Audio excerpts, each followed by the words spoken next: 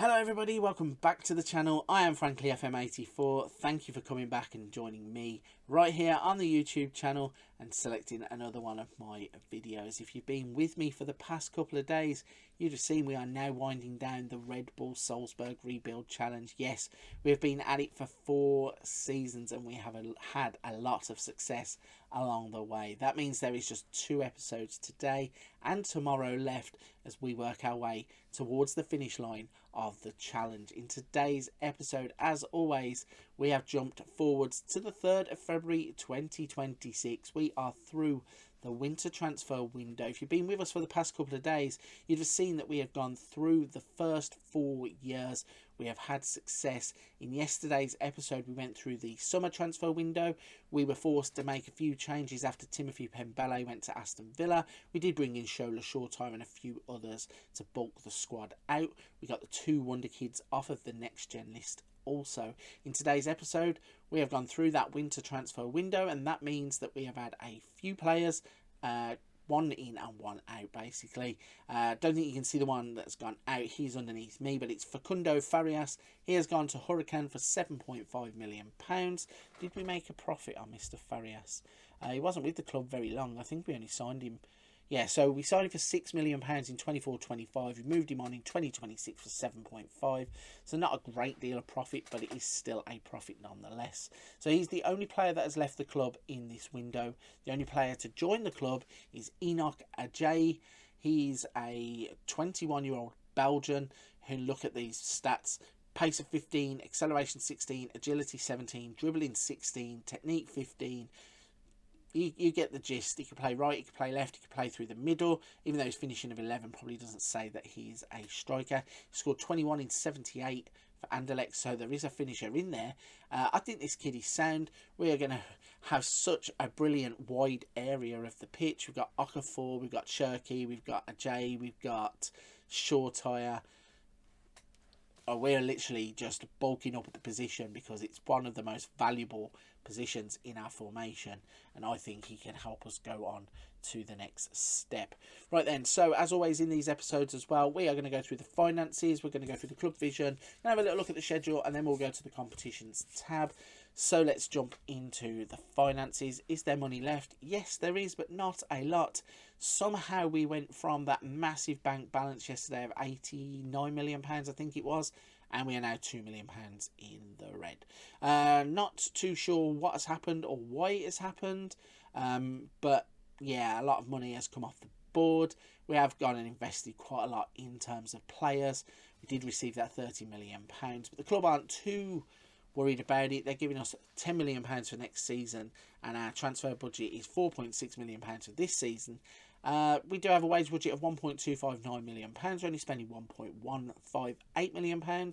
So I think it's one of those where once the TV money and everything else comes in at the end of the season, if we have a good run in the Champions League as well, we will be absolutely fine. Still a little bit shocked to see that we're in the red for the last couple of episodes. Club vision, as always, we are securing our job. We have B. They have nothing of notable highlights. They have nothing of notable criticisms. In terms of the club culture, want us to develop players using the club's youth system. Pleased with that now. Play high tempo pressing football, delighted. Play possession football, pleased. Play entertaining football, pleased. The Ghanaian and Malian ones, we're not even going to go over that.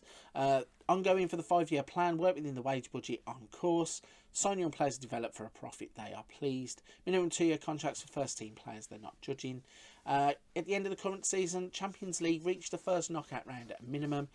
I think we can do that in the group that we were drawn in, so we'll check out the schedule and the competitions in just a moment. UEFA Super Cup was not important. We didn't win it anyway.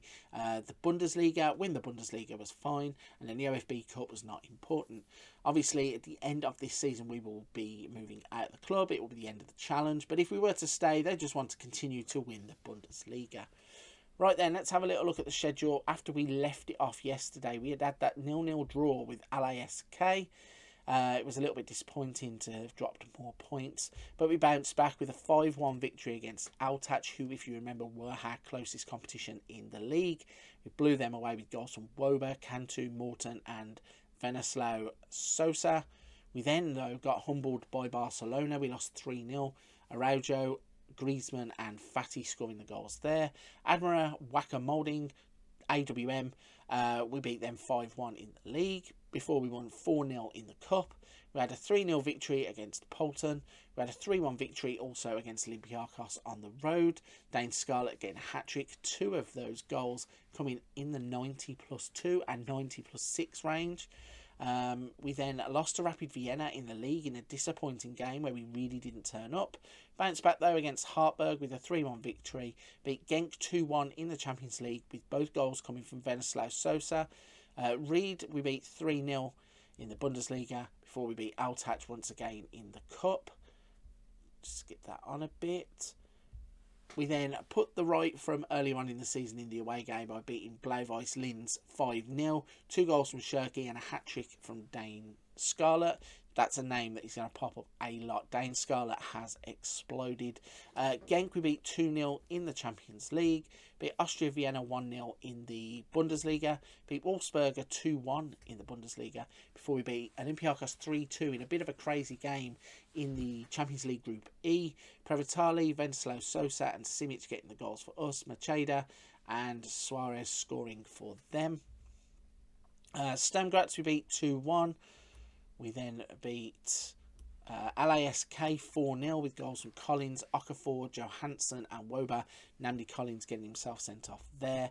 Barcelona we lost again in the away leg, but put up a bit of a fight in this one. A 3-2 loss, but Dane Scarlett did get 2 goals in a 3-2 loss.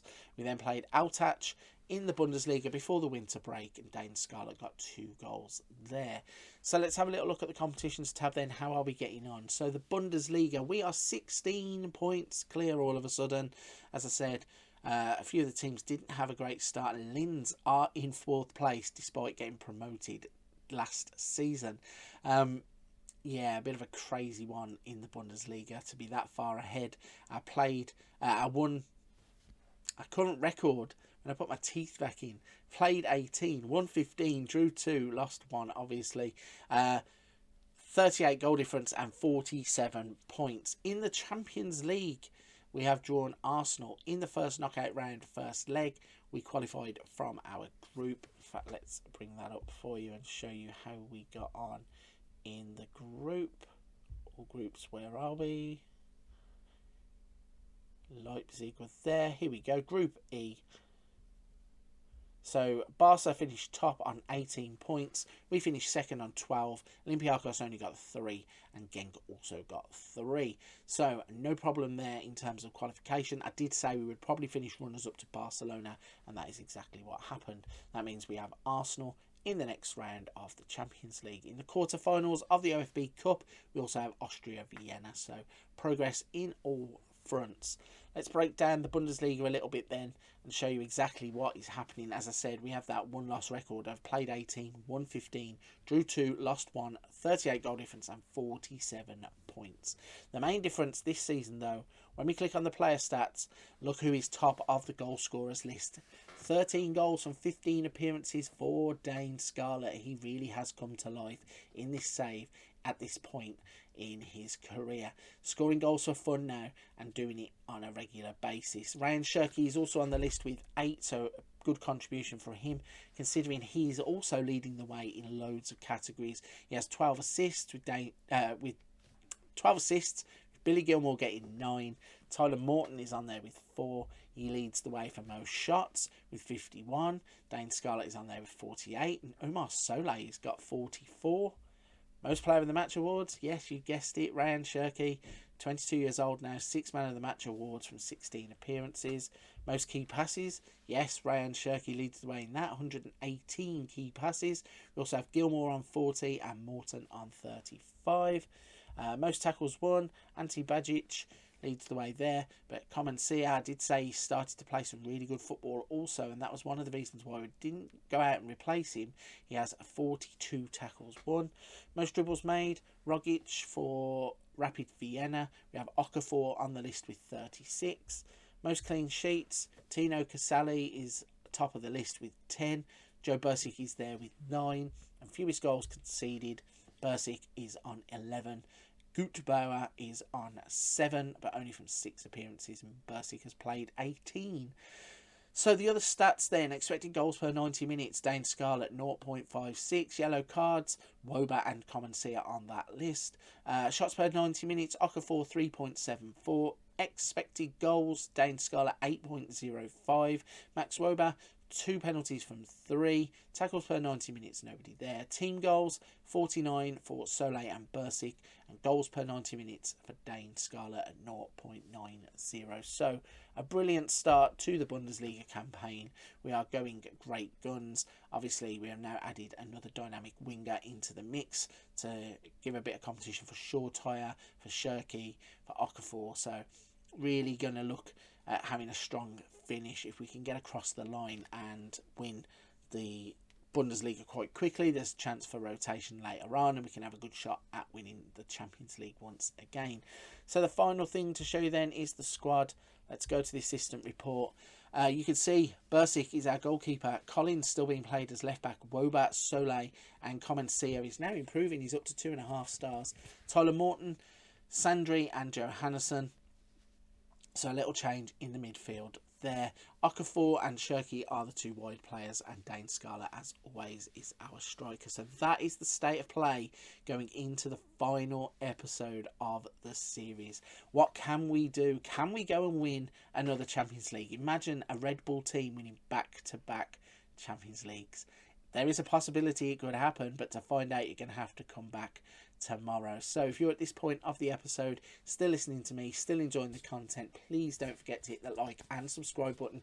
It really does help. I cannot stress how important it is for people to interact with the channel, and I also cannot stress enough how much I appreciate every single person who takes their time out of their day to stick around with me, go through these games. I really appreciate every single one of you. But for this one, I'm going to wrap it there. Go check something else out on the channel. A little bit of something for everybody, whether it be Wonder Kids, tactics, tutorials, let's plays. There is something there. I promise you will find something. And if you find something that you like, don't forget to drop a comment on that video too. But for this one, I'm going to wrap it there. Come back and find out how we finish this challenge tomorrow, as we say goodbye to Red Bull Salzburg Rebuild Challenge.